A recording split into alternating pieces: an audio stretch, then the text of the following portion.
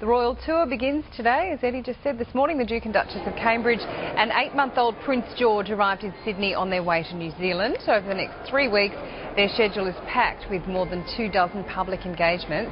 They arrive in Australia on the 16th of April.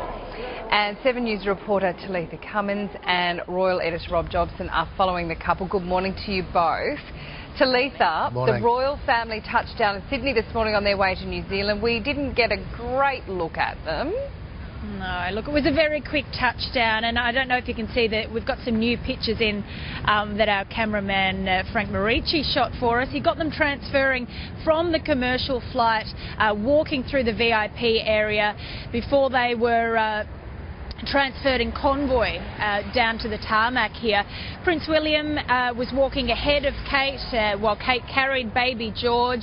They then made their way to the Royal Air New Zealand flight plane, where we saw them walk up the stairs, and I'm not sure if you can see in the pictures, little George is wriggling around in his blue jumpsuit. They made it to the top of the stairs and we didn't quite get that royal wave that we were hoping for. But I'm going to defend them and say that, you know, they've just been on a very long flight, and who really wants to look at cameras? I know, 24 hours on a flight with a baby, and George gave us a little wave. Did he? Koshy's beside himself that they didn't turn around, but they'll be back. I reckon we've been snubbed. They'll be back. Oh, we haven't been snubbed. They're in transit. Give them a break. We'll see plenty of them. Exactly. We're going to see so much of them next week, we won't know what to do with ourselves. Rob Jobson, you're in Wellington. Is there a bit of a buzz across the ditch this morning?